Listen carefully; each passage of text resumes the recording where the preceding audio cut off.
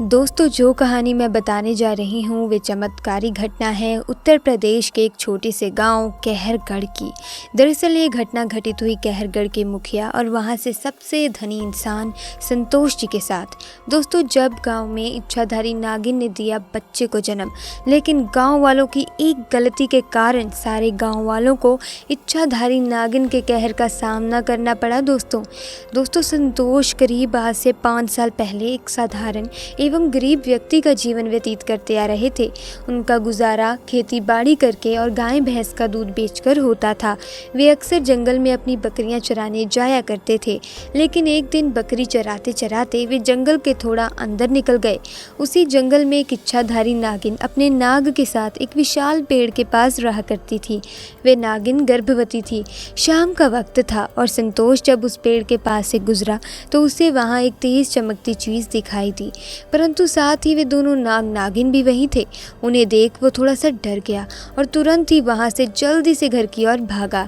संतोष इतना घबराया हुआ था कि उस समय तो उसने पीछे मुड़कर तक नहीं देखा, क्योंकि उसे भय था कि कहीं नागिन उसे डस न ले। परंतु उस रात उसके ध्यान में वो चीज़ जो चमक रही थी वो बार बार आ रही थी। वे इतना तो समझ गया था कि वो हो ना हो बहुत ही मूल्यवान चीज़ थी, और अगर वो मुझे मिल गई तो मैं भी धनवान हो जाऊंगा। परंतु सबसे बड़ी मुसीबत थी वे दोनों नागिन, क्योंकि वे नागिन वहीं पेड़ के पास हमेशा उस चमकती चीज़ के पास ही रहते थे। अगले दिन वे वापस जंगल उसी पेड़ वाले स्थान पर गया और कुछ दूर खड़े रहकर छिपकर उस पेड़ के पास रह रहे नागिन को देखने लगा। कुछ देर देखने के बाद उसने ध्यान दिया कि नागिन तो गर्भवती है। वे उस रात घर आकर सोचने लगा कि यह अच्छा मौका होगा जब नागिन अपने बच्चे को जन्म देगी, तभी वो नागमणि चोरी कर लेगा, क्योंकि उस समय नागिन कमज़ोर होगी, नागिन कुछ कर नहीं सकेगी।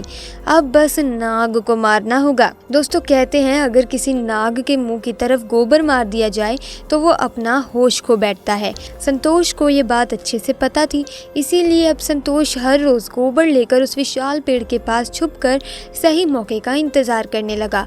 काफ़ी देर इंतज़ार करने के बाद एक दिन वो मौका भी आया जब नागिन अपने बच्चे को जन्म देने वाली थी।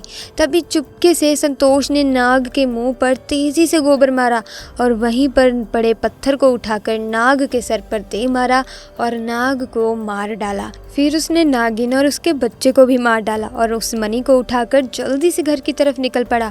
परंतु उधर नागिन किसी तरह बच गई थी और बस बेहोश पड़ी थी। जब नागिन को होश आया और उसने अपने बच्चे और पति को मरा देखा तो उसके दुख दर्द का ठिकाना नहीं रहा। उसका तो मानो जैसे घर संसार ही उजड़ गया हो। वो उस समय गुस्से से पागल होए जा रही थी और उसने संतोष से बदला लेने की ठानी।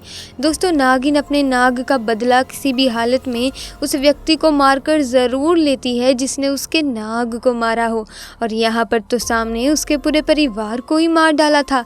अब तो नागिन के क्रोध का कोई ठिकाना ही नहीं था, परंतु मणि चली जाने के कारण वो अपनी शक्तियों का प्रयोग नहीं कर सकती थी, पर अभी भी वो अपना रूप तो बदल सकती थी।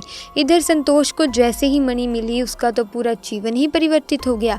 उसकी फसल इस बार काफ़ी अच्छी हुई और काफ़ी महंगे भाव में बिकी। उसकी तो जैसे लॉटरी लग गई हो, क्योंकि जो भी वो धंधा कर रहा था उसे हर जगह से लाभ मिल रहा था। संतोष बहुत ही खुश था, लेकिन संतोष को पता था कि ये सब उस चमत्कारी नागमणि का ही कमाल है। गांव में हर जगह उसका नाम था। आए दिन किसी न किसी बात पर चर्चा उसकी होती रहती थी। संतोष के उस रुतबे को देखकर अच्छा रिश्ता संतोष के लिए पास ही के गांव से आया और मंगला नाम की एक सुंदर स्त्री से रिश्ता हुआ और उसका विवाह भी उसी से संपन्न हुआ। मंगला अपने पति संतोष को बहुत प्यार करती थी और बहुत इज्जत देती थी। दोनों एक दूसरे का कदम कदम पर साथ निभाते। उनकी जोड़ी गांव में मिसाल बन चुकी थी। दोनों का जीवन बहुत ही सुख में गुजर रहा था। उधर नागिन भी एक पुरुष का रूप धारण कर दिनकर नाम से संतोष के यहाँ उसका मुंशी बन गया और संतोष का विश्वास जीतने लगा।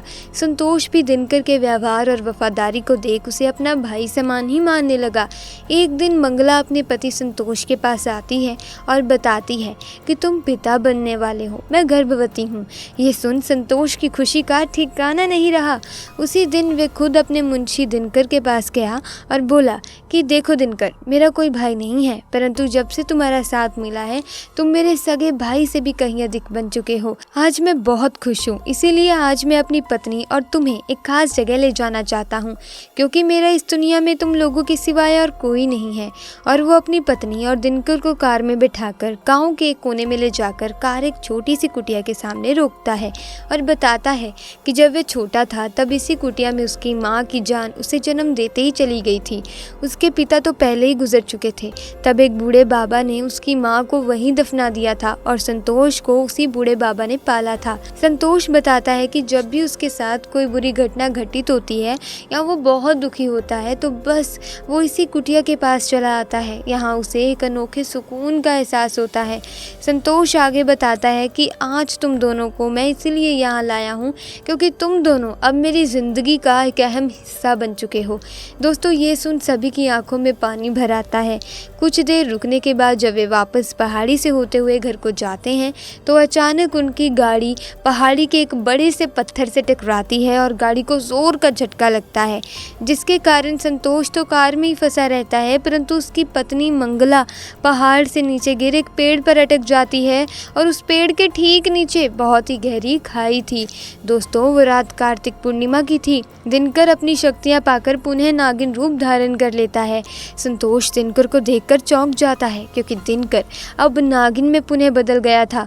वो नागिन संतोष को बताती है कि कैसे ठीक इसी तरह वे भी स्थिति में फंसी हुई थी जब संतोष ने उसका पूरा घर संसार लूट लिया था, उसके पति और बच्चे को मारकर, और आज मेरे पास बदला लेने का एक बेहतरीन मौका है। संतोष घायल गाड़ी में फंसा हुआ था और रो रो कर नागिन को बोलता है कि भले मेरी जान ले ले, परंतु मेरी पत्नी गर्भवती है, उसे छोड़ दे। परंतु तभी उस नागिन को अपनी वही स्थिति याद आती है कि क्या होता है जब कोई अपना छिन जाता है। ये जिंदगी का सबसे बड़ा दुख होता है। नागिन ने संतोष का उसके पत्नी के प्रति सच्चा प्यार देख उसे माफ़ कर दिया और मंगला को उस पेड़ से निकालकर बचा लिया तथा दोनों को हॉस्पिटल छोड़ खुद वापस जंगल में उसी विशाल पेड़ के पास चली गई। जब संतोष हॉस्पिटल से स्वस्थ होकर अपनी पत्नी के साथ घर वापस लौटा तो उसे अपनी गलती का एहसास हुआ और उसने जाना कि उसने कितनी बड़ी गलती करी है। वो नागमणि को लेकर उसी विशाल पेड़ के पास गया और उस पेड़ के पास नागमणि को रख फूट फूट कर रोने लगा और शाम को घर वापस आ गया। दोस्तों, कभी कभी इंसान लालच में इतनी बड़ी गलती कर बैठता है कि फिर उस गलती को कभी भी ठीक ही नहीं किया जा सकता और बस अंत में पछतावा ही रह जाता है। आपको ये घटना कैसी लगी हमें कमेंट सेक्शन में आकर ज़रूर बताएं। और अगर आप भी महादेव के दीवाने हैं, महादेव के परम भक्त हैं, तो कमेंट सेक्शन में ज़रूर लिखें हर हर महादेव।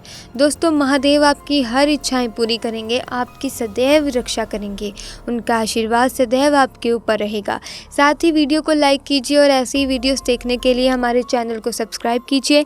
आपका बहुत बहुत धन्यवाद।